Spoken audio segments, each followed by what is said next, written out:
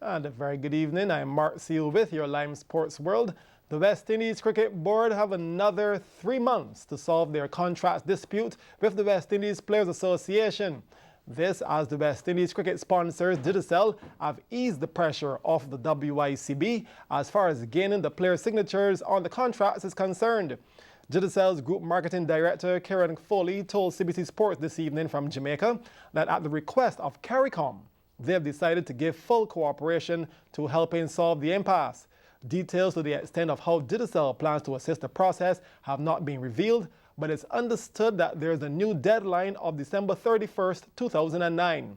It's also believed that the team sponsors accepted the request to allow the board and people time to work out their impasse. An October 1st deadline was set for both parties to settle their long-running dispute, and the CARICOM Cricket Subcommittee had hoped the deadline would have been met.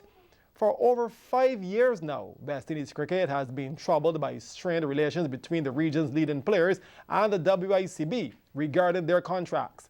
The row reached an all-time low when the board decided to send a second-string squad to the just concluded ICC Champions Trophy in South Africa.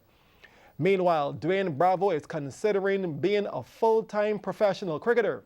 The West Indies and Trinidad all-rounder says he will consider the monetary benefits at stake before deciding whether to pledge allegiance to West Indies or to go freelance. CBC's Sean Green reports. According to a report in the Age newspaper in Australia, Bravo noted that while his ultimate goal was to be remembered as a good West Indian player, he also has to lay out the perimeters under which he would make a decision about his future.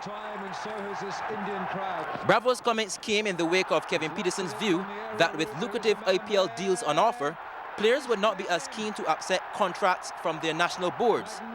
English player Andrew Flintoff had earlier rejected an England contract to concentrate on a freelance career, playing in the IPL and for other clubs around the world.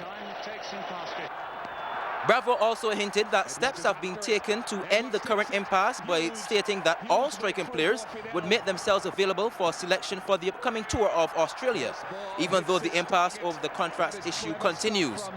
Bravo's statements will nevertheless come as a breath of fresh air in resolving the ongoing crisis between the WICB and the West Indies Players Association, though an official word is awaited. The WICB had stated earlier that only those players who make themselves available for the regional one-day tournament in Guyana this month will be considered for the tour of Australia. Bravo assured that the senior West Indies players, including himself, will participate and give the selectors a chance to pick a full-strength squad for the first time since the World 2020 earlier this year. West Indies cricket has been troubled by the strained relations between the region's leading players and the WICB regarding their contracts for 5 years now. The row reached an all-time low when the board decided to send a second-string squad to the ICC Champions Trophy after the senior players went on strike. Sean Green, CBC Sports.